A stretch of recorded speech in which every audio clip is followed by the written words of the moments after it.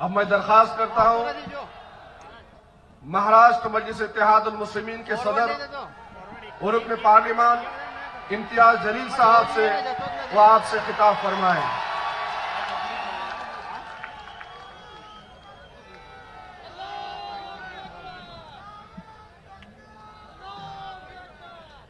अस्सलाम वालेकुम वरहमतुल्लाहि वबरकातुहू। गुजरात लो हम आ गए। आप लोग बैठे बैठे सोच रहे होंगे बहुत देर से दर पे आंख लगी थी, हुजूर आते आते बहुत देर कर दी। और बैठे बैठे स्टेज के ऊपर असद साहब ये सोच रहे थे मैं तेरे दर पे आया हूं, कुछ करके जाऊंगा, तेरी दुआओं से अपनी झोली भर कर जाऊंगा। मेरे भाइयों, पिछले न जाने कितने सालों से मजलिस इत्तेहादुल मुस्लिमीन गुजरात में आएगी या नहीं आएगी, आएगी तो कब आएगी, न जाने ऐसे कितने लोग हैदराबाद के दारुस्सलाम में जाते, असद साहब से ये दरखास्त करते कि आप हर जगह गए हैं, मुझे इजाजत दे, अजान हो रही है, 1 मिनट के लिए।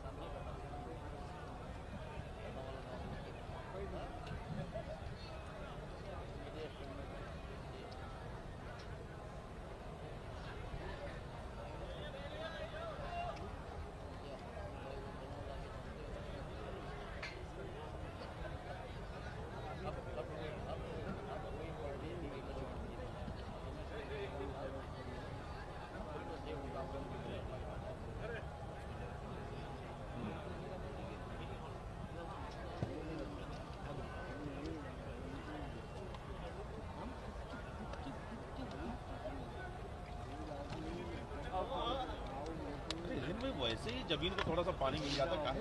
अरे आपके ही पैर में आएगा गंदा।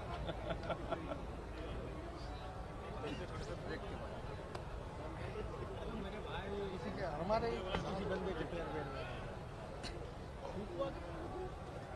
बोतल भी पीवा गया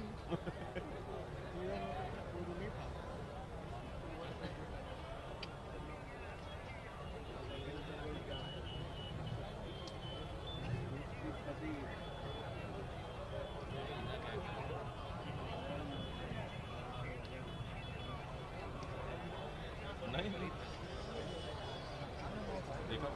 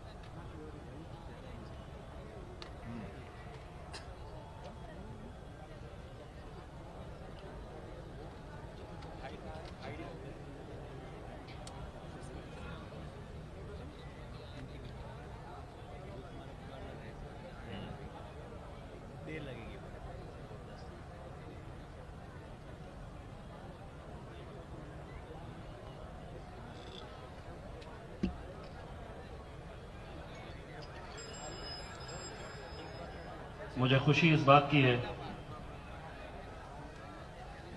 कि हमारे मजलिस के इन हरे झंडों के बीच में हम जब तिरंगे को भी लहराते हुए यहां पर देख रहे हैं तो इससे ज्यादा फख्र की क्या बात हो सकती है।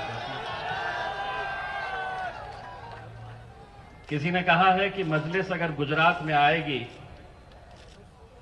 तो मजलिस के लिए यहां पर आवाम के दिल में जगह नहीं रहेगी, कोई आएगा नहीं।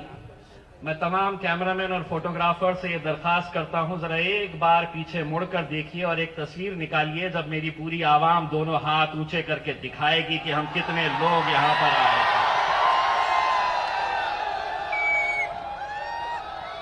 कल छापना तो ये छापना, कल दिखाना तो ये दिखाना।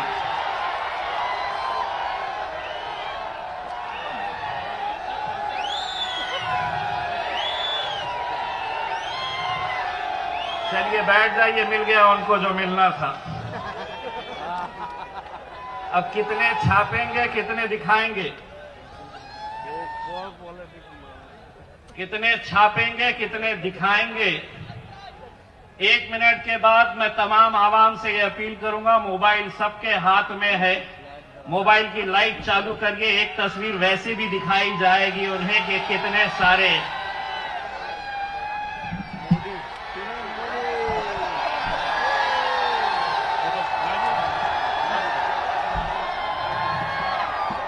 अल्हम्दुलिल्लाह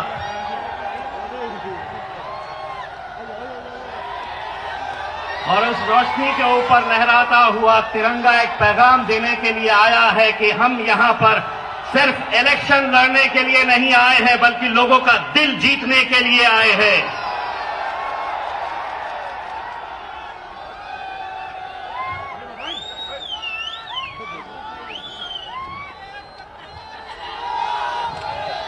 बैठ जाइए, मिल गया उन्हें जो मिलना था।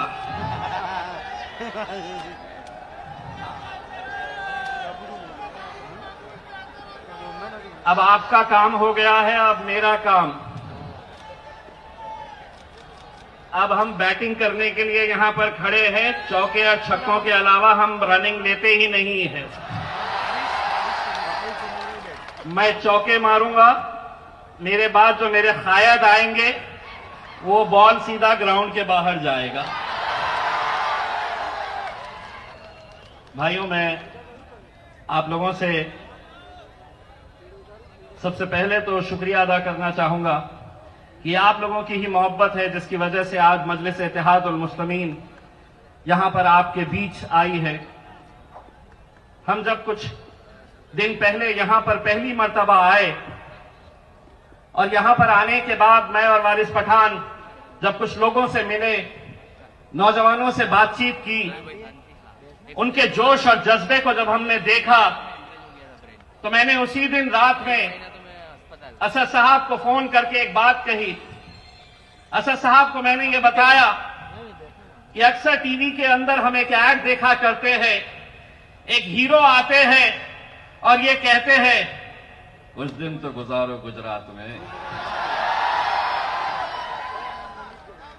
आए हम, अब 2 दिन के अंदर क्या करके जाएंगे आपको समझ में आएगा हमारे जाने के बाद। मुझे ये बताया गया है साबिर भाई की तरफ से, जो हमारे मजलिस इत्तेहादुल मुस्लिमीन के गुजरात के सदर है, उन्होंने कहा कि एक बड़े नेता ने, कांग्रेस पार्टी के एक विधायक ने यह कहा है कि मैं देखता हूं मजलिस गुजरात में कैसे आती है।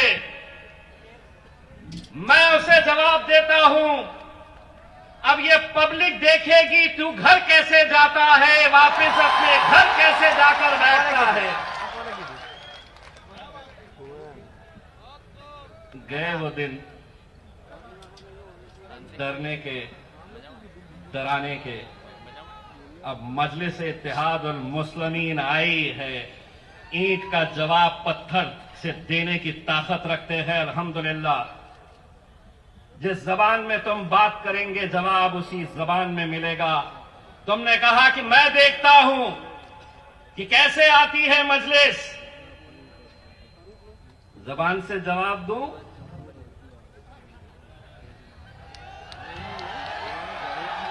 नहीं, मैं सीटी मार कर जवाब देता हूं।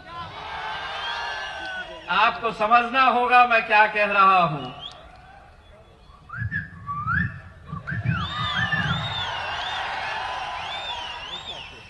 मिट्टू बेटे, मिट्टू बेटे, हम आए हैं।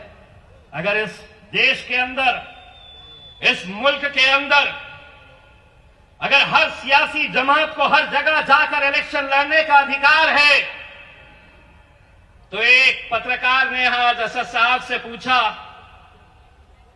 कि आप गुजरात आए हैं, मोदी साहब के, अमित शाह साहब के गुजरात में आप आए हैं। एक बात अच्छी तरह से समझ लीजिए, जो सवाल कर रहे और जो ये समझ रहे कि ये राज्य, ये गुजरात हमारा है, तो हम सिर्फ गुजरात की बात नहीं कर रहे। ये मुल्क किसी के,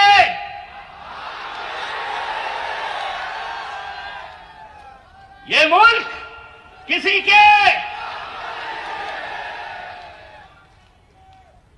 आधा मैंने बोला, आधा ये बोले। अब ये पुलिस वाले, ये मीडिया वाले,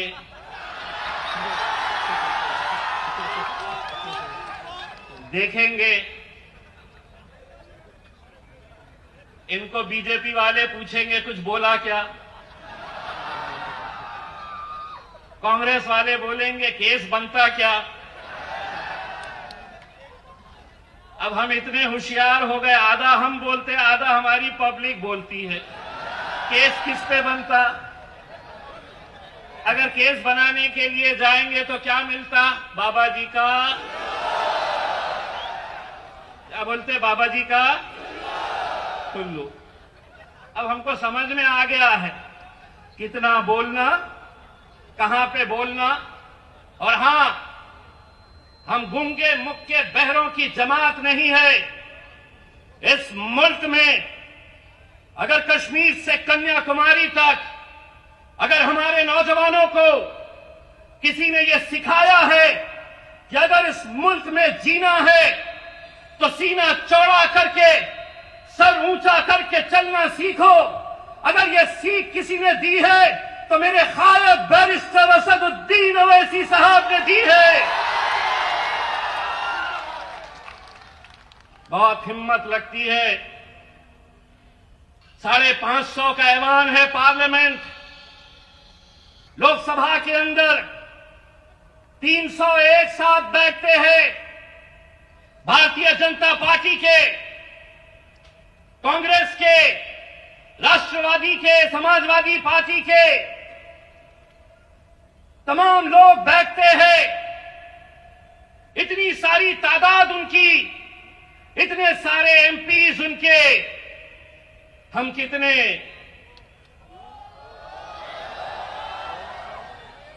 दो।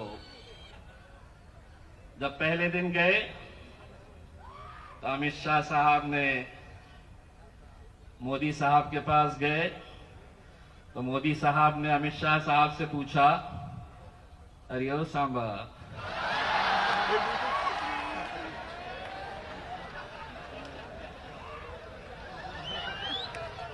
अरे ओ सांबा, कितने आदमी है रे? 2।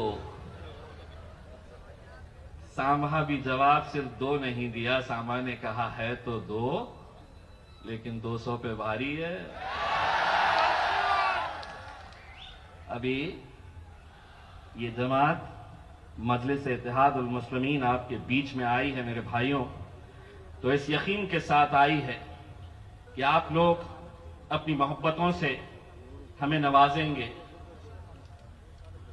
हमें मालूम है कि गुजरात में आने से पहले बहुत सारी बातों के ऊपर हमारी चर्चा हुई। हम यहां पर मोहब्बत का पैगाम लेकर आए हैं। हम यहां पर दोस्ती का हाथ बढ़ाने के लिए आए हैं। तमाम जाति, धर्म और मजहब के लोगों को ये बताने के लिए आए हैं कि हां, मजलिस इत्तेहादुल मुस्लिमीन मुसलमानों के मुद्दे उठाती है, लेकिन हम हमारे हिंदू भाइयों की भी उतनी ही इज्जत करते हैं। आज सुबह जब हम हमारे महेश भाई वसावा साहब और छोटू भाई वसावा साहब के घर पर थे, जिनके साथ हमने उनकी पार्टी के साथ अलायंस किया है, उनके साथ मिलकर हम ये इलेक्शन लड़ेंगे। जब महेश भाई स्टेज पर खड़े थे तकरीर देने के लिए, उसी वक्त अजान हुई, महेश भाई खामोश बैठ गए उस अजान का एहतराम करने के लिए। ये मेरे मुल्क की तहजीब है, ये मेरे मुल्क की संस्कृति है। इसी संस्कृति के अंदर, इसी तहजीब के अंदर हम पैदा हुए हैं।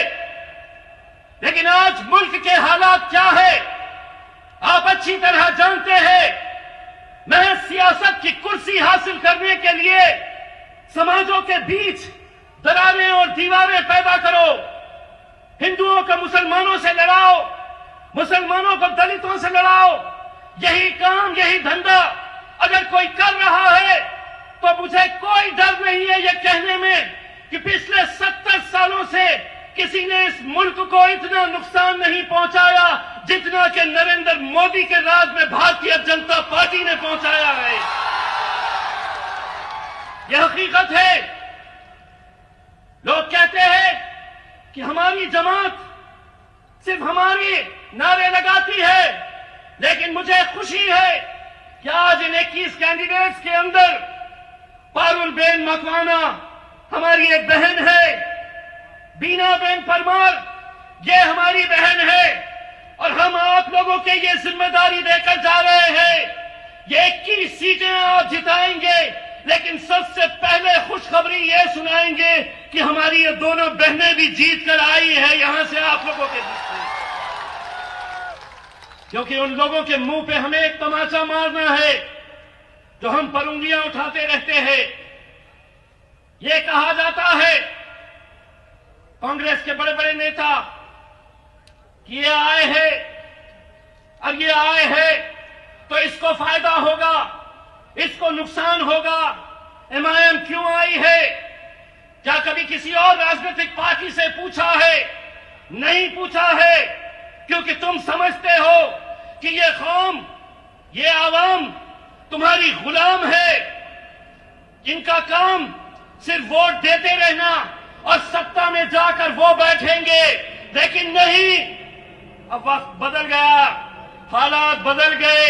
वो दिन गए जब हम बारातियों की तरह इनकी महफिलों में जाकर नाचते थे।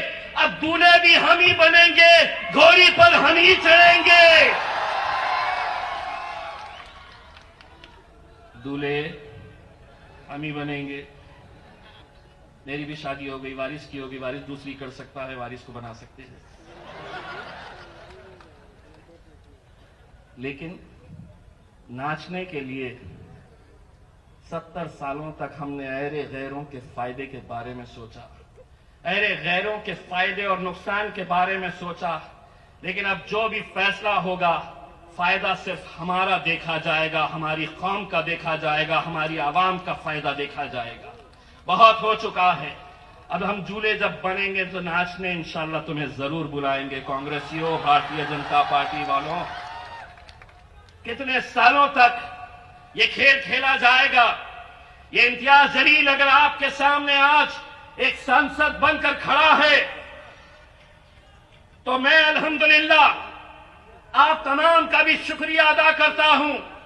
मुझे आपने वोट नहीं दिया, लेकिन मुझे यकीन है इलेक्शन के उस दिन जब काउंटिंग हो रही थी तो आपने अपनी दुआओं से मुझे नवाजा। इसीलिए आज अल्हम्दुलिल्लाह ये जीत हमें नसीब हुई, ये जीत हमें नसीब हुई।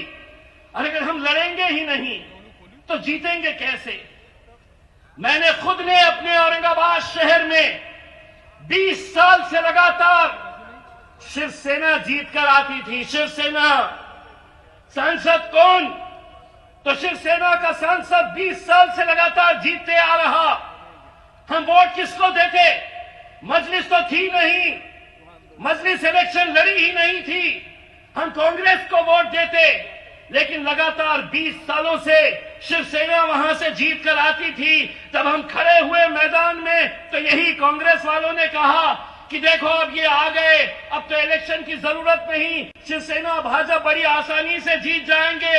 मैंने कहा 20 साल से हम तुमको दूल्हा बना रहे थे, तुम घोड़ी चढ़ने तैयार नहीं थे, अब तुम हटो।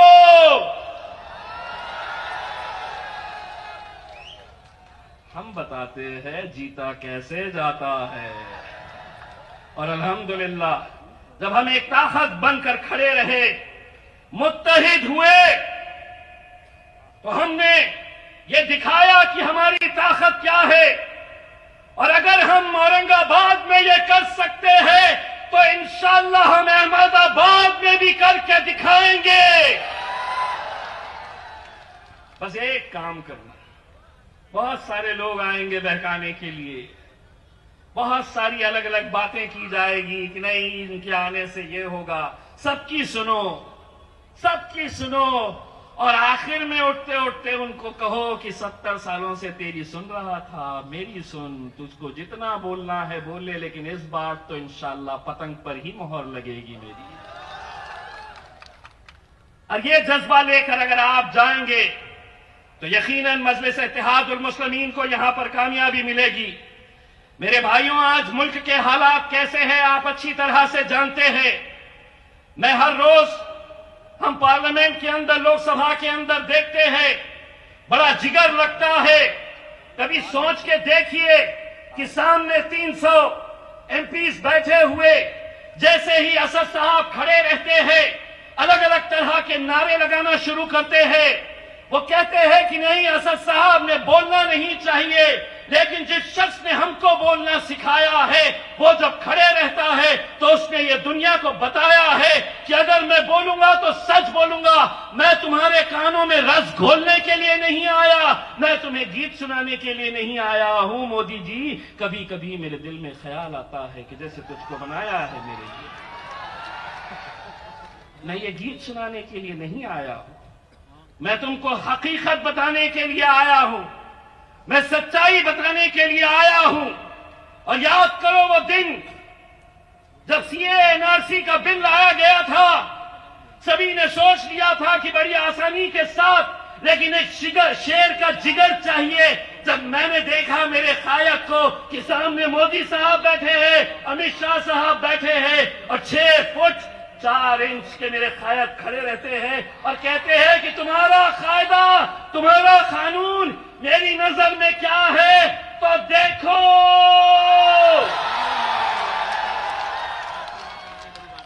और उसके बाद क्या होता है आप अच्छी तरह से जानते हैं। आज सिर्फ यही नहीं है, आज हमारा किसान भाई पिछले 2.5 महीनों से सड़कों के ऊपर बैठा है, लेकिन उसे कोई पूछने वाला नहीं। 100 से ज्यादा किसान मर गए, लेकिन कोई पूछने वाला नहीं। क्या ये मुल्क किसानों का नहीं? क्या ये मुल्क हमारा नहीं? हमारा भी है, हमारा भी है, किसानों का भी है, हमारे ट्राइबल्स का है, आदिवासियों का है, दलितों का है, ओबीसीज का है। लेकिन नहीं, हुकूमत में आ गए तो ऐसा समझ रहे कि अब हम जिंदगी भर के लिए आ गए। ना मोदी जी, ना, गलत फहमी का शिकार मत रहिए। अब मैं कुछ बोलूंगा, अब रिकॉर्ड करो। मोदी जी, आपको यही आवाम है जिसने वजीर आजम की कुर्सी के ऊपर बिठाया। पहले क्या करते थे?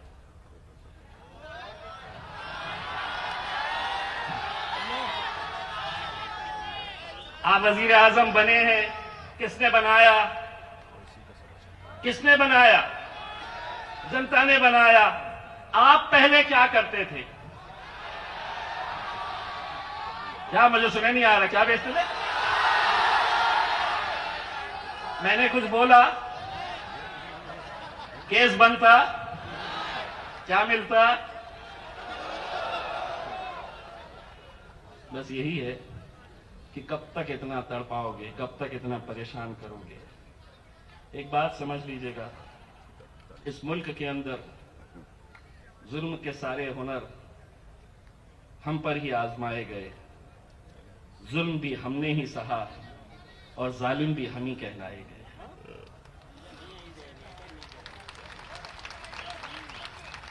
जुल्म के सारे हुनर हम पर ही आजमाए गए, जुल्म भी हमने ही सहा और जालिम भी हम ही कहलाए गए।